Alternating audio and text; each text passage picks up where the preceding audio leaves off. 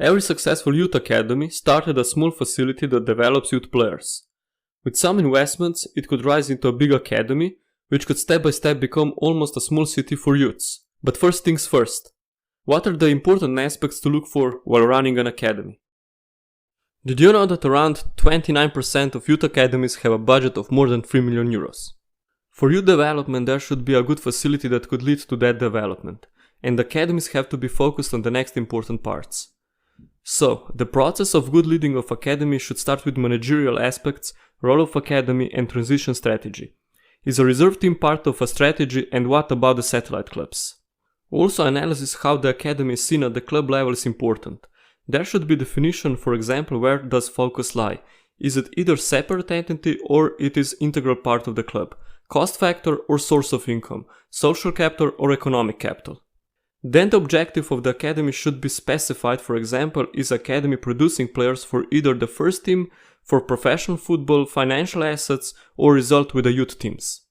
Then the involvement in the academy, for example, will there be youth academy director, head team coach, reserve team coach? Will the academy be represented in executive board? Also, there should be definition of the staff that is involved into the transition of academy players, for example, board, head team coach, director, reserve team coach, etc. What about the mission and vision of the academy? Around 78% youth academies have their vision clearly defined, and 92% clubs believe that this is very important. So the vision and the mission of an academy is in correlation with clubs. And coach philosophy. Should this be included into the model of running academy? Of course, almost 65% youth academies have their coaching philosophy clearly defined.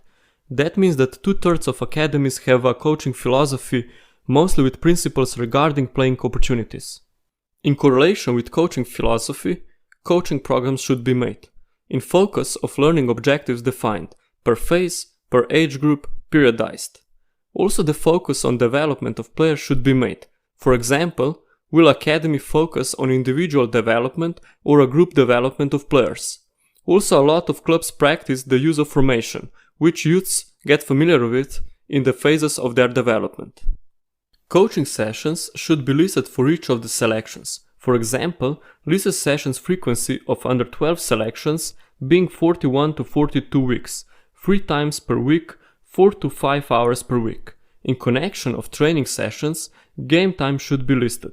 For example, under 12 selections have annually 22 to 26 competition matches of 50 to 60 minutes. When the players get into the age when their development starts to be evaluated, the academy should set their focused measurements like fitness tests, on-field tests, lab tests, maturing of players, etc. Beside the training staff, the medical staff should be involved, especially during training sessions, during game, or when they give youths consultations. Beside medical staff, the academy should consider of having a data scientist, data analyst, nutritionist, podiatrist or pediatrist. And now the strategy of relations with third parties should be reconsidered. Will academy offer education programs in partnerships with schools, having regular studies at the clubs? Local partnerships should be made with universities, involving academies in research projects, in community, local schools, etc. Based on staff and managerial aspects analysis, the infrastructures comes in. Academies should define how many grass pitches they will have. Will they be on one location, together with first team facilities, and what about the accommodation of players? If they offer accommodation, what about catering for players, transport to games, training sessions, etc. When they specify everything, they start with selecting their budget to cover all those needs. Also, the setting of costs is important regarding which training categorization was associated club categorized in. Also, if the academy is going to be run by the club, the max % of spending for academy should be specified. Correlation of budget should define the end strategy for players, regarding when players should sign the professional contract and the height of the transfers, so academies can cover the annual costs. We came to a conclusion that the whole process of youth developing is a full cooperation between the club and academies, or the academies between the clubs. In the next clips, we can see the costs per year of some academies.